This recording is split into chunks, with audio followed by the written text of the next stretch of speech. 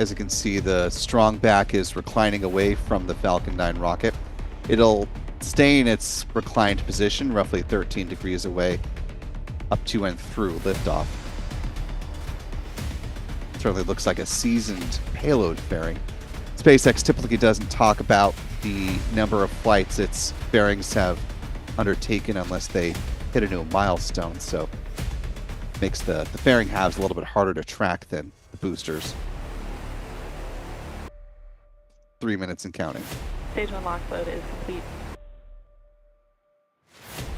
Good call there. We're waiting to hear a similar call out regarding liquid oxygen on the rocket's second stage.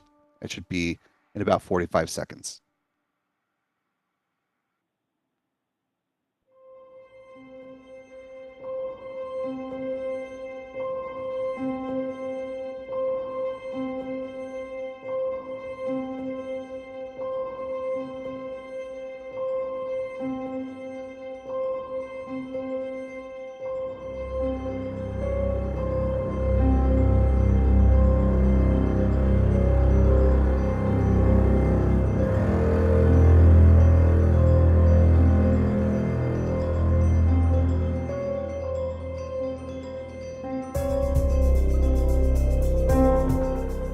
Stage 2 launch load is complete. And with that call, the Falcon 9 rocket is fully loaded with 1 million pounds of propellant. Seeing some additional venting just almost out of frame as the ground gas closeouts. Gas launch closeouts. This is SpaceX releasing the remaining liquid oxygen from the feed lines there at the pad.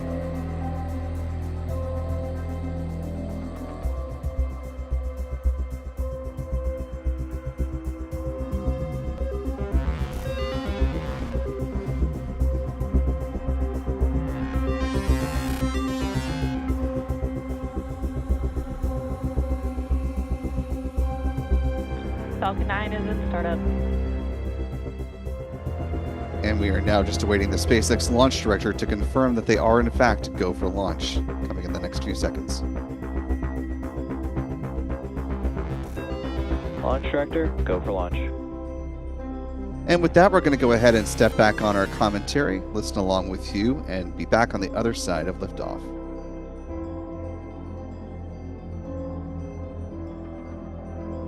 Thirty seconds.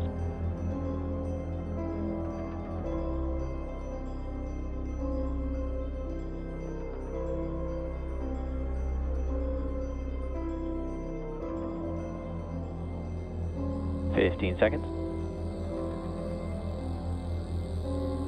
T-minus 10, 9, 8, 7, 6, 5, 4, 3, 2, 1. Ignition.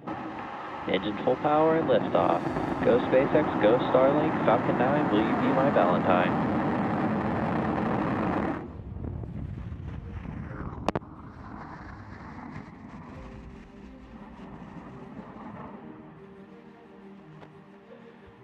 Vehicle is pitching downrange. And when do chamber pressures are nominal?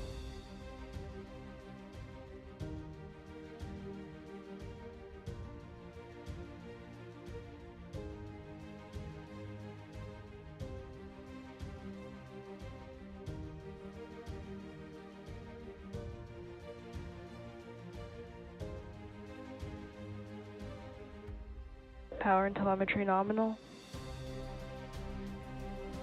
And a good liftoff of the Falcon 9 rocket, climbing away from Vandenberg Space Force Base, now Supersonic. almost a minute into flight, traveling faster than the speed of sound.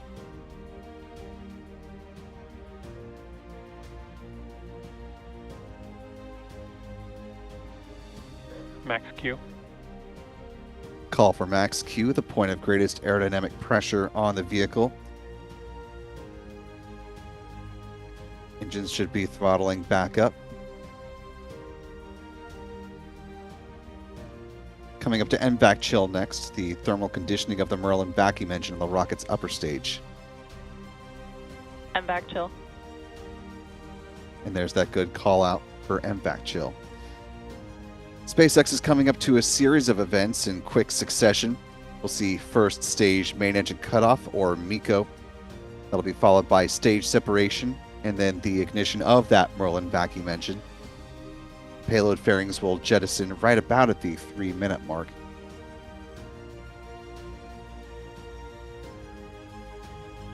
Those first 3 events should start in about 30 seconds.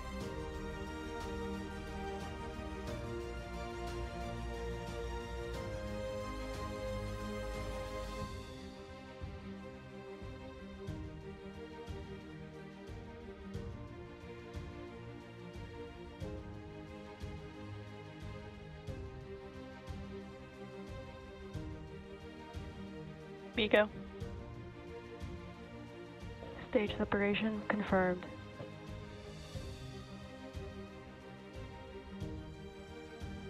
MVAC startup.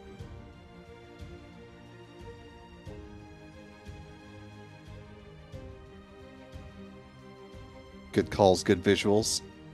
MECO stage sep and MVAC ignition. There go the hypersonic grid fins deploying on the booster. Fairing separation confirmed.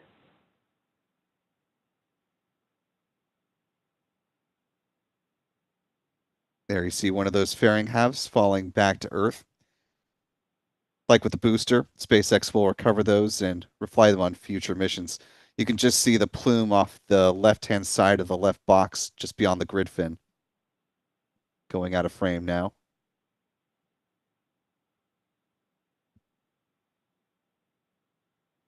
Hopefully folks on the ground got some nice views and photos of this launch. The lighting should have been right for this to be pretty spectacular from the ground, obviously depending on visibility.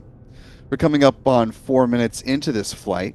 The next big milestone in this mission will be the start of the 3-engine entry burn for the Falcon first stage.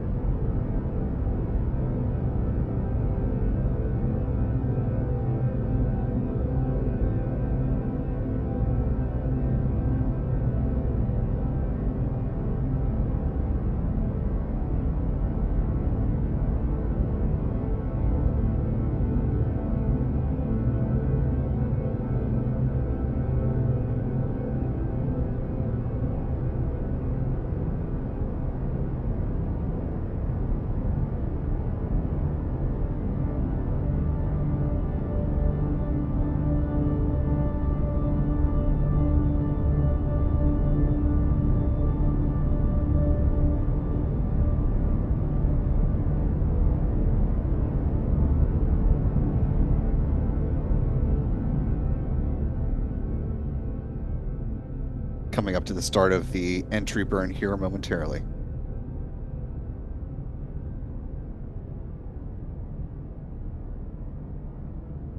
Stage 1 FTS is saved.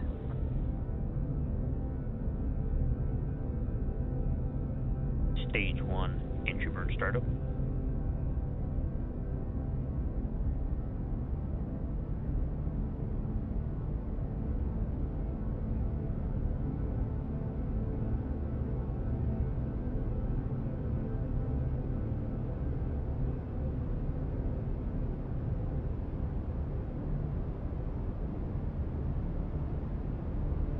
Stage 1 entry burn shutdown.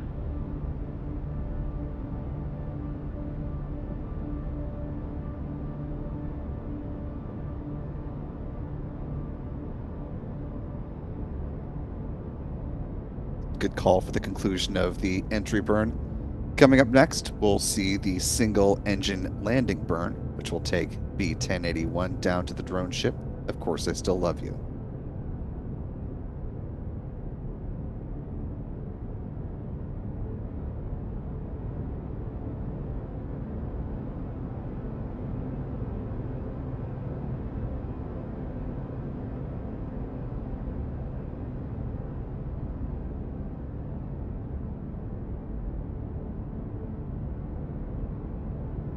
Stage 1 transonic.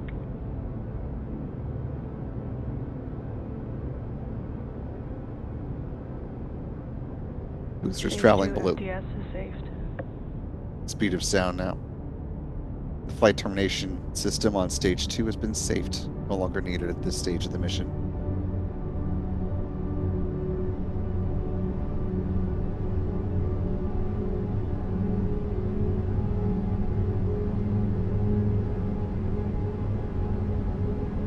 Stage 1 landing burn.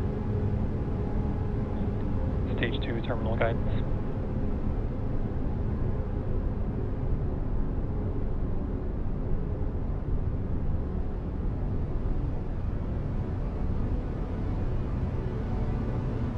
Stage 1 landing leg deploy.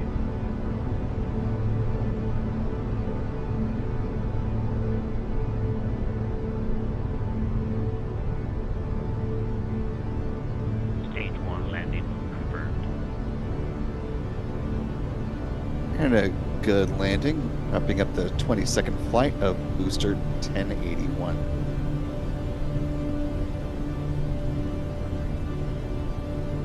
And back shut down.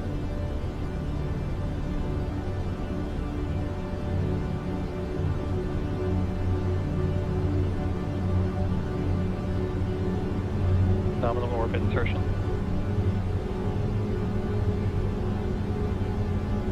And with a good orbit, the upper stage engine will now remain idle during this coast phase, which will last until about T plus 52 minutes and 55 seconds.